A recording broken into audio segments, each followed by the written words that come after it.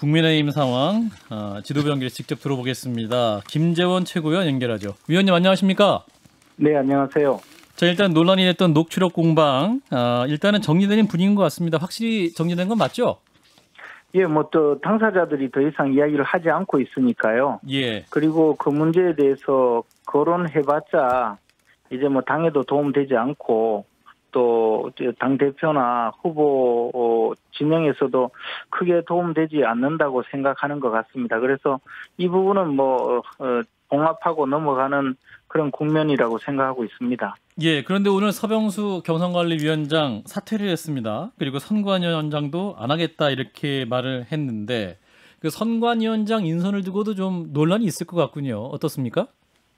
어쨌든 지금까지 서병수 위원장께서 본인의 뜻과 다를지는 몰라도 경선 준비 과정에 상당히 중립성에 문제가 있다라는 지적을 많이 받았고요. 예. 그분께서 또 그런 상황에서 선거관리위원장까지 맡으시면 경선 업무 전체가 이제 불공정할 것이라는 그런 생각을 사실 후보 측뿐만 아니라 당내에 많은 현직 국회의원들도 그런 생각을 하시는 분들이 많았거든요. 예. 그래서 이번 결정은 상당히 잘 되었다고 생각하는데 문제는 이제 앞으로 이준석 대표가 또 그러면 어떤 분을 경선관리위원장으로 선거관리위원장으로 모실지 예. 그런 점은 좀 지켜봐야 되겠지만 어쨌든 중립적인 분을 모셔오는 것이 이제 더 이상 논란의 상황을 끝내는 길이 아닌가 생각을 하고 있습니다.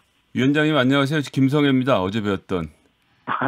예, 자주 인사드립니다. 자주 예. 네. 이제 선관위 관련돼서 어제도 제가 설명을 들었었지만 이 선거관리위원회가 이번에 수행해야 될 업무가 굉장히 복잡하고 많지 않습니까? 토론회도 20여 차례 거기다가 토론회 종류도 굉장히 다양하고 여기에 부딪히는 여러 가지 의견들이 있어서 당 밖에서 이런 주제를 잘 모르는 그러니까 즉 중립적인 원로 인사라기보다는 실무적으로 처리할 수 있는 인사를 이준석 대표가 좀 고집하거나 선호할 것 같은데 좀 어떻게 예상을 하십니까?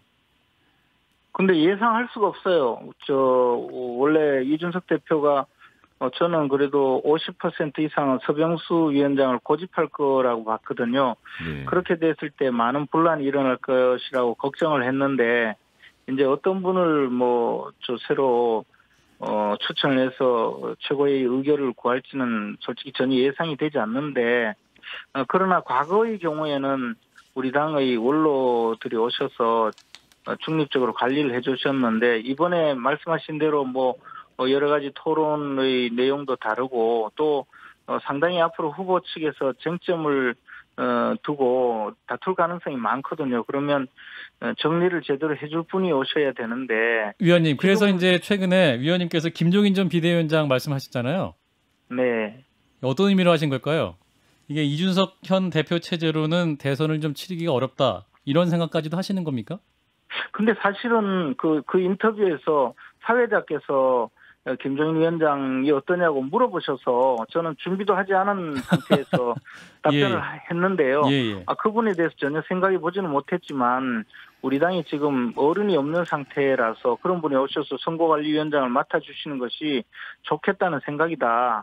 그런 입장이고 그 생각은 변함이 없습니다. 그런데 김종인 위원장이 실제로는 맡으실 것 같지도 않고 이준석 대표가 김종인 위원장을 또 임명하려고 할 것 같지는 않네요. 그래서 가능성은 별로 없다고 보입니다. 그런데 이 간단한 선관위원장 임명 하나로도 지금 굉장히 강하게 부딪히고 후보하고 당대표가 부딪히고 있는 모양새인데 이게 지금 대선 국면으로 가면서 훨씬 더 복잡한 일들이 많이 벌어지고 당대표의 영이랄까요? 위험이 되게 필요한 자리인데 이준석 대표가 좀 이번 대선까지 무사히 좀 잘 치르고 넘어갈 수 있을까요?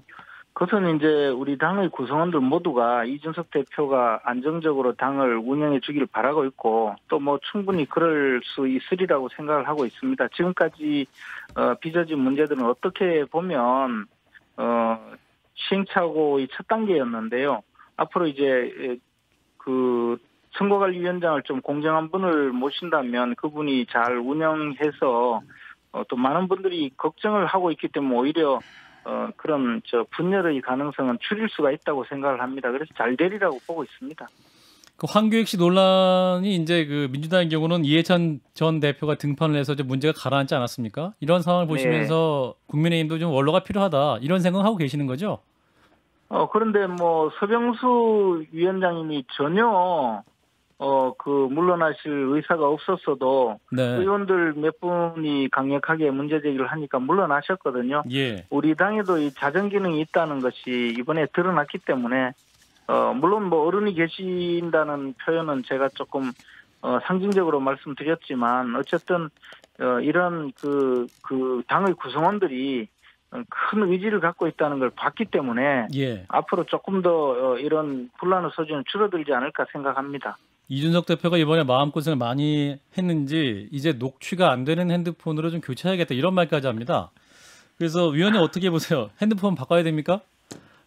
근데 뭐 바꾸고 안 바꾸고의 문제가 아니고 신뢰의 문제라고 생각하고요. 예. 그걸 뭐 이준석 대표가 녹음을 많이 한다고 해서 신뢰가 특별히 더 떨어졌다. 그런 문제라기보다는 오히려 커뮤니케이션, 즉 의사소통을 자주 하고 예. 또 많은 당의 구성원들의 이야기를 좀 경청해서 반영을 한다면 뭐 그것만으로도 충분히 지금 나아질 거라고 생각하고 있습니다. 예, 하나만 더 여쭐게요. 그 이재명 지사의 그 쿠팡 화재 당시에 그 대응 논란, 이제 먹방 촬영했다 이런 비판 나오고 있거든요. 위원님께서는 어떻게 보고 계십니까? 글쎄 뭐 많은 국민들이 이해할 수 없는 그런 상황인데요.